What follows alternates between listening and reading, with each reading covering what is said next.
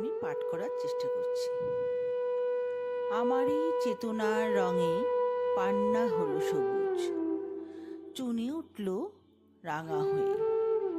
আমি চোখ মেললুম আকাশে, জ্বলে উঠল আলো পূবে পশ্চিমে।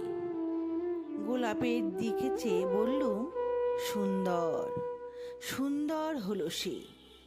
তুমি বলবে, এ যে তত্ত্ব কথা, এ কবির বাণী নয়।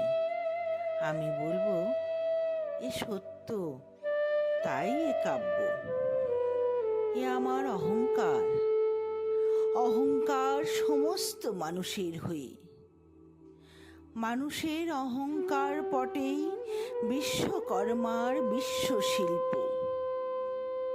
তত্ত্বজ্ঞানী জপ করছেন নিঃশ্বাসে প্রশ্বাসে, না না না, না পান্না, না চুনি, না আলো, না গোলাপ, না আমি, না তুমি। ওদিকে অসীম যিনি, তিনি স্বয়ং করেছেন সাধনা মানুষের সীমানায়।